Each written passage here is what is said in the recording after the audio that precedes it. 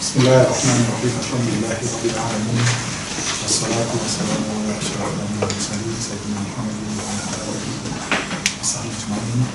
Brothers and sisters, Assalamu alaikum wa rahmatullahi wa barakatuh. Firstly, on behalf of the Islamic Religious Council of Nepal, I want to thank you for taking Friday afternoon off to attend this roundtable discussion with a very distinguished scholar and friend of ours, Professor Dr. Shaykh Yasir Qadhi. Qadhi is right, to Bakhraj. And we're very happy to have him here with us. We want to thank him for accepting our invitation to deliver the Youth Life Discourse last night. And I was told it was a very successful event. Very happy that he's able to be with us this afternoon because there's another engagement tonight. And tomorrow he's leaving to Kuala Lumpur, straight from Singapore. We know for a fact that as Muslims in secular societies, we live in the 21st century and our challenges are unique and our challenges are different from the past, and therefore the assumption would be that our solutions will also be different. And I've just mentioned to Shaykh Yasir Qadhi, in a brief discussion in the other room, that our young are actually grappling with many issues. Right? And what we want to do is to focus on two main issues today. One is basically on our community religious life. Our community is becoming very diverse, our religious orientations are also becoming very diverse, not only from a very homogeneous Malay Muslim community, but also from others coming from overseas. And therefore, if we're not careful, there will be fault lines created, and if we don't navigate and manage it carefully, that can actually hurt the community and weaken the community further. That's the first sort of element that I want to talk about, or at least we can discuss today. And the second element is really about how do we navigate ourselves in this increasingly assertive nature. In fact, the role of religion in society is also about the public sphere. It's also becoming very important. So in the past we don't talk about religion in the public sphere. Today we do, and of course today we also have a piece by Wali Jumla, giving his views on the LGBT today. So I think many people are going to express themselves, and I think that's positive, that's healthy. But what will be the compass, what will be the bearing, and how do we navigate ourselves within this whole complex world? And therefore, the title of today's roundtable discussion is actually Inheriting a Complex World. So now that we've inherited a complex world, what do we do with it? And to answer that question, of course, we have Shaykh Yasir Qadhi, and I want to just quickly introduce Shaykh Qadhi is the Dean of Academic Affairs at Al-Maghrib Institute, one of the very few people who has combined traditional Islamic seminary education with a Western academic training on study of Islam. And it's a very interesting background. He graduated with a Bachelor of Science in Chemical Engineering from the University of Houston, and thereafter went off to the Islamic University of Medina, for which he graduated with a BA from the College of Hadith and Islamic Sciences, and went on to do his Masters in Islamic Theology at the College of Da'wah, and then returned to America and completed a PhD in religious studies from Yale University in England. So it's quite an interesting, sort of background, and I think we really will be enriched by his presentation. And thereafter we'll open up for questions and answers, and I want everybody to participate in this discussion. We'll give him about 20 minutes to speak as an opening, and then we can have a conversation. Over to you, sir. Jazakallah khair. Assalamu alaikum wa rahmatullahi wa barakatuh. It's a great honor to be in your presence, and I'm very humbled that you have invited me, and I consider all of you to be my colleagues and peers. Don't think that I'm here to lecture to you, rather this is a dialogue and a conversation. All of you, mashallah, tabarakallah, have heard our students of Islamic knowledge, and I too am a fellow student of Islamic knowledge along with the rest of you. I just wanted to shed some light before we begin this topic on the reality of what we study, whenever we study Islam, whether it be fiqh, whether it be theology, whether it be tafsir, that we need to understand the human dimension and separate it from the divine dimension. What do I mean by this? Let me give you a simple example of aqidah or theology. And my specialty really is Islamic theology. So if you look at Islamic theology, aqidah, whenever you go and study at whatever institution, whether it's Azhar, whether it's Medina, whether it's whatnot, they will have a set theology or curriculum for you. whether it is of the Athari or the Ash'ari or the Maturidi, and these are the three main ones of our times. I don't think anybody's still studying Mu'tazili as an undergraduate level, but you will study textbooks, and you will study, this is what we believe. Now, at a basic level, this is necessary, and of course you need to study and train in one particular theology. But then, when you take a step back and you ask yourself, where did this creed come from? Who actually codified Islamic doctrines in this manner? Who actually said that in order to be a good Muslim, I need to believe in, and then you read the actual creed. We're not talking about the 6 pillars of Iman that's in the hadith of Jibreel. We're talking about Tahawi. We're talking about Ibn Taymiyyah. We're talking about Jam al-Awam and Ilm al-Kalam. We're talking about Al-Razi. We're talking about other people. Their creeds are, of course, massive volumes. And the one thing that beginning students, maybe even intermediate students, don't realize is that there's a huge cultural, social element in the formation even of our Islamic theology. So let me give you a very simple example. We are all familiar with the science of kalam. Some of us are admirers of it, and others might be critics of it, as the Athari and the Ash'ari divide is well known. We're all familiar with the science of kalam. But both of these, those that are admirers and those that are critics, both of them fail to acknowledge, really, the foreign influence on our religion in the formation and the codification of this science. Where does this whole controversy come from? Did the Sahaba start discussing, is the Quran created or not? Is this something that the Prophet ﷺ taught the Sahaba to think about? Is this something that the Quran itself came with? Is it something the Jahili Arabs were discussing? The whole controversy of kalam and its relationship with Allah subhanahu wa ta'ala. And then that being the stepping stone to the Sifat controversy, which took center stage in the Ummah for 700 years. The biggest controversy within the Ummah for 700 years was the Sifat controversy. Right? How do we understand the Sifat? And the baggage from that controversy, we are still living it right now. We have the various schools that have been formed. Now, take a step back and ask yourself, did the Sahaba ever talk about this? And we know they didn't talk about it. Every one of us knows that.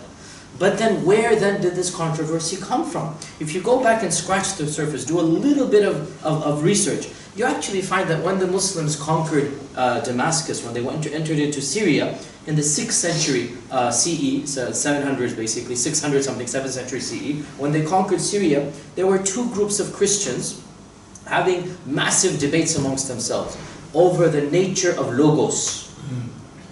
You know, the first word of the sentence in the beginning was the Word, and the Word was with God, and the Word was God. That's the first sentence of the Bible.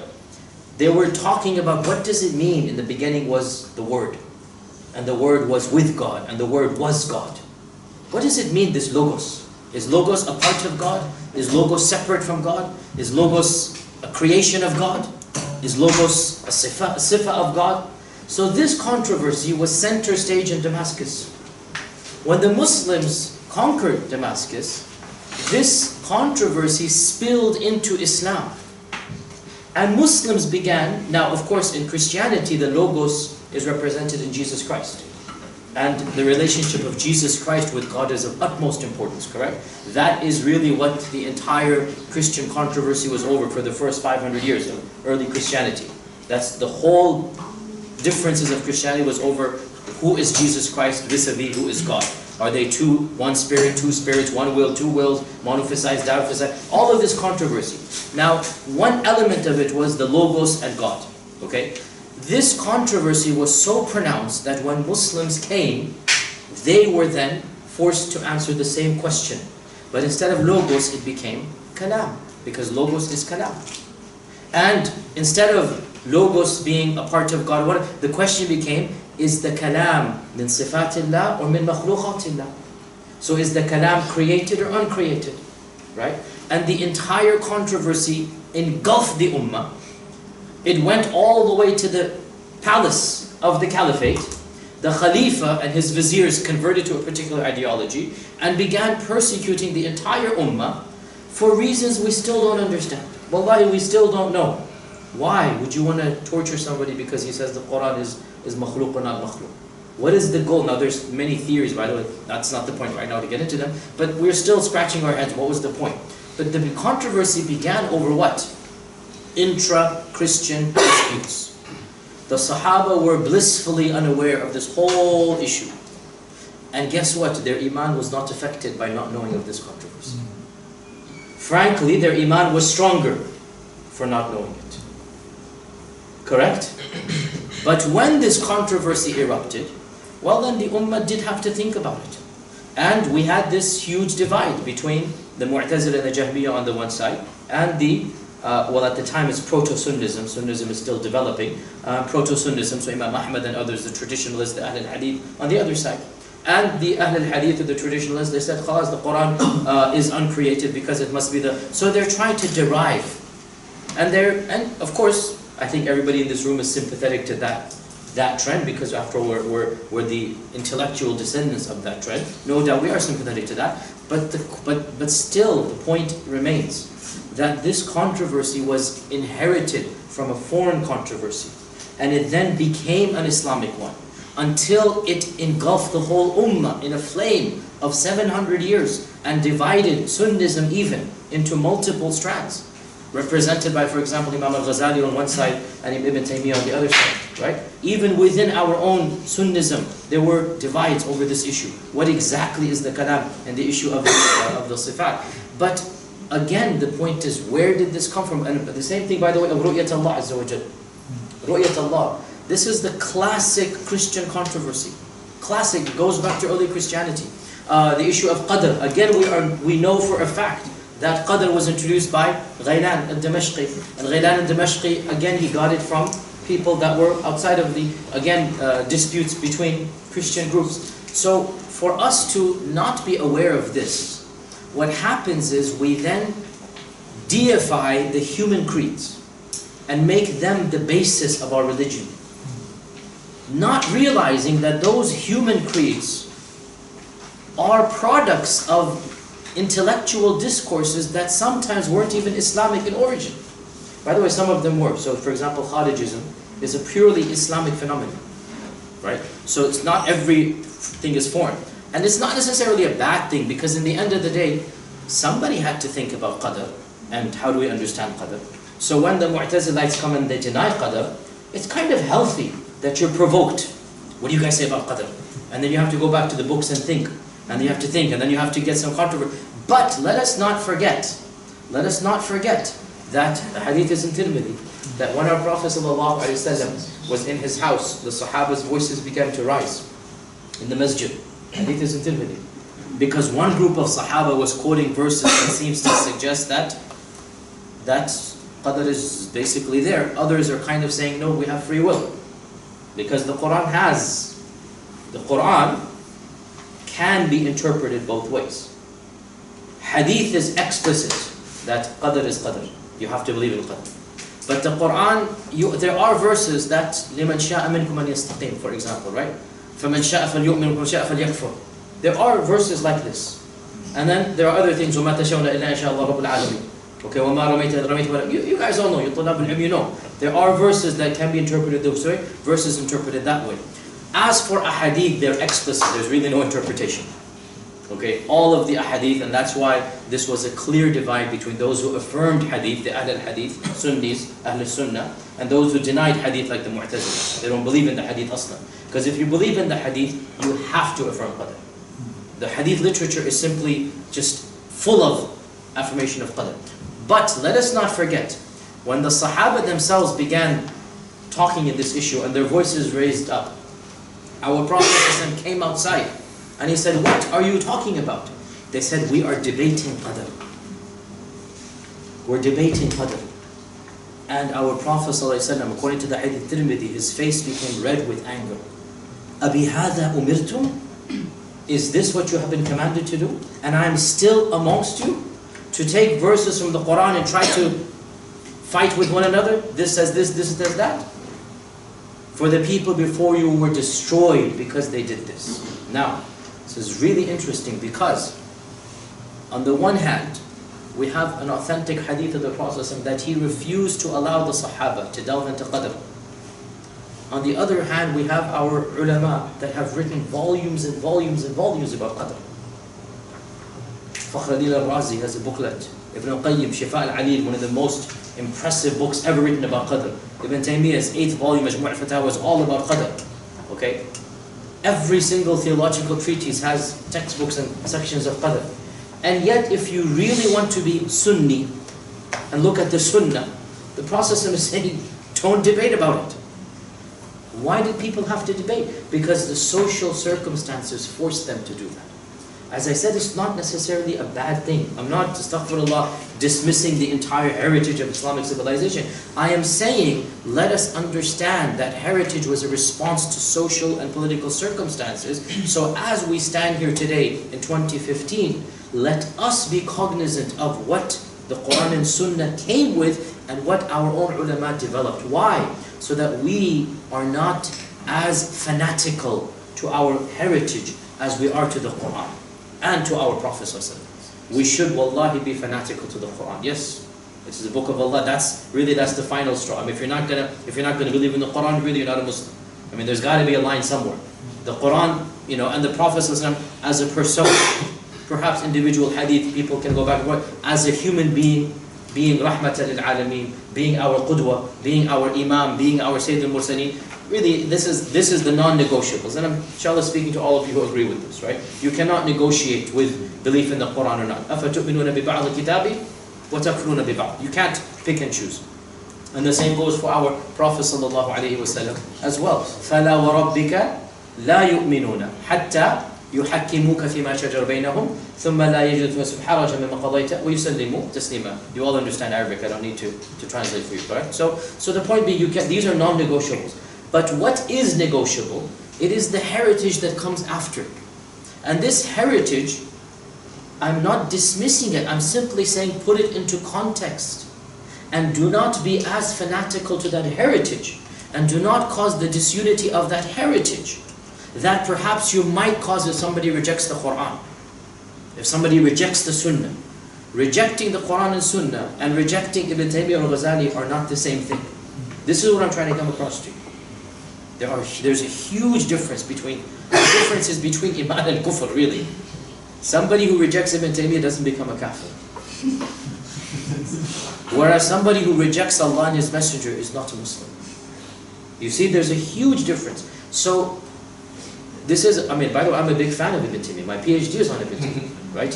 To me, he is the greatest intellectual mind that the Ummah has seen. But that's my personal opinion. I know there are those amongst you who believe that Imam al-Ghazali is the greatest mind that the Ummah has ever seen. So be it. Alhamdulillah. My love of Ibn Taymiyyah does not blind me to the fact that he's a human being who produced a synthesized theology and fiqh. And I respect that synthesis of theology and fiqh, but that doesn't supplant or replace for me the religion of Allah and His Messenger. Right? The problem comes when the followers of Ghazali, the followers of Ibn Taymiyyah, start equating their teachers to what Allah and His Messenger have revealed.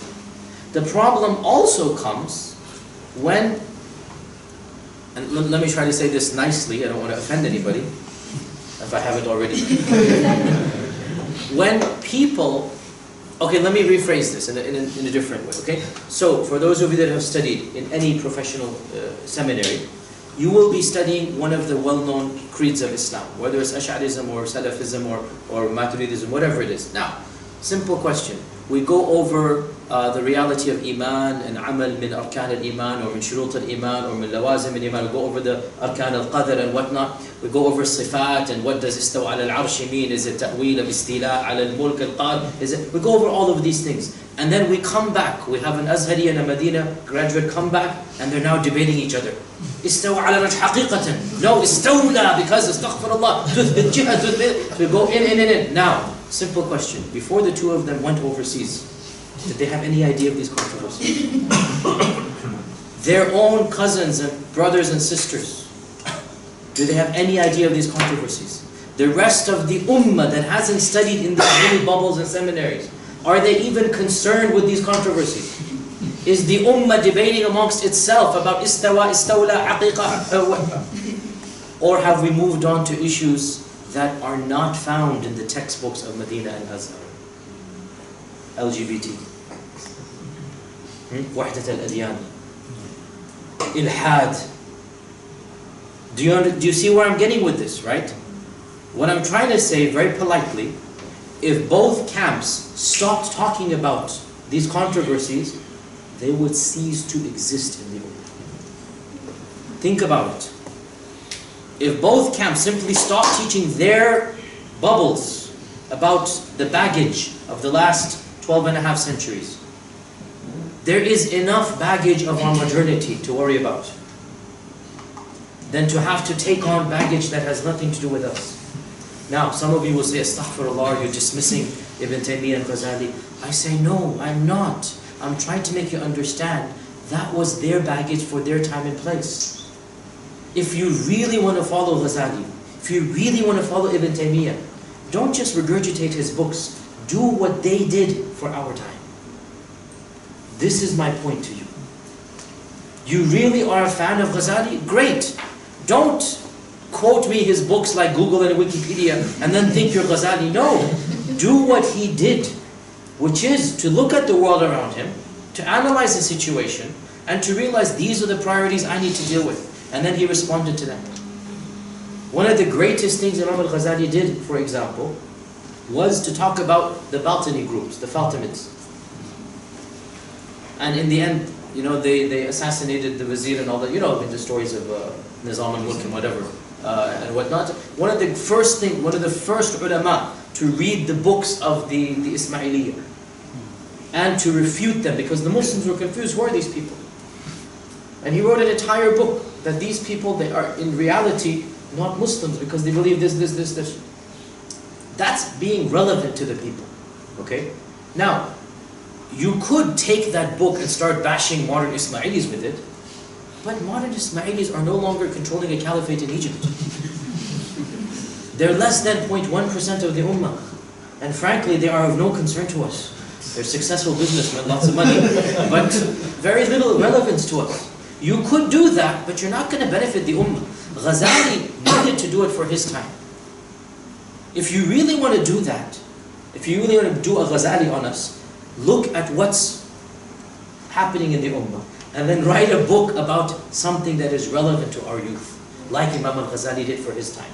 The problem comes when you have these trends of Islam replicating, cut and paste from their ulama, not realizing that their ulama were mujaddids. They didn't, why is Ibn Taymiyyah so great? Because he didn't copy and paste. Why is Ghazali Hujjat al-Islam? Because he did something that nobody before him did. He synthesized Ash'ari Aqidah, which is basically, this is my specialty by the way, so I have to tell you. So what Ghazali did was that he took a strand of Ash'arism, which is basically Juwaini Ash'arism, because Ash'arism was many strands. He took his Shaykh Juwaini's Ash'arism. He took a strand of Sufism, which is Junaydi's strand, and not other strands, because Junaydi's strand is a sober Sufi strand. He didn't take Hallaj or other strands. He took Junaydi Sufism, right? Juwaini Ash'arism, and Shafi'i fiqh. And he synthesized it in a way that was readable for the masses. And he wrote his Ihya Ulumuddin. Wallahi, even if I'm a fan of Ibn Taymiyyah, that is a work of genius. It requires a mind that you bring it down to the level of the masses and you synthesize these three hitherto contradictory strands. And this is a bit advanced point. I'm not trying to be polemical, but this is my area of expertise. I'm writing papers on this. Take it or leave it. But in reality, pre-Al-Ghazali, Ash'arism didn't have that much to do with Sufism. And Sufism didn't have that much to do with Ash'arism. They were different strands, right? Most early Sufis were not Ash'aris. Do the research yourself, okay? In fact, there was a little hostility. Most Sufis looked down at Ash'arism or not. Ghazali managed to bring forth, I say he caused them to wed in a manner they're never going to divorce to the Day of Judgment.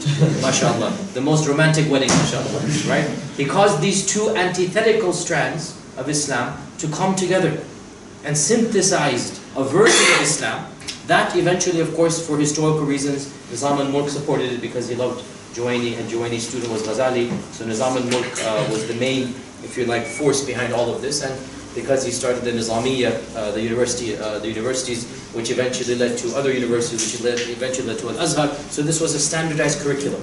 The first time in Islamic history there was a standardized curriculum was the Nizamiyya. And the Nizamiyya, that version of Islam has trickled down to basically what is now Al-Azhar, which is now traditionalist Islam. And for you who graduated from Al-Azhar, you should understand the human elements of the curriculum. You should understand where it came from, which is basically Nizam al-Mulk and Ghazali. That understanding of Islam. For me who graduated from Medina, I should understand Ibn Abdul Wahhab and Ibn Taymiyyah and where they came from. The historicization of these figures. And the bottom line, I think I've finished my 20 minutes. So, what was the point of my entire talk? Can anybody tell me? Relevance. Relevance. Exactly. One word, relevance. Rather than regurgitate controversies that go back 1,000 years, and I'm not saying they're totally irrelevant, but they're not as relevant as issues of modernity. They're not as important. And frankly, most of the time, they're nothing but divisive. I have to say, issues of the sifat, for example, honestly, we need to stop talking about them now. Just forget about it now. We don't need to brainwash the next generation to hate another group of Muslims. It's gone.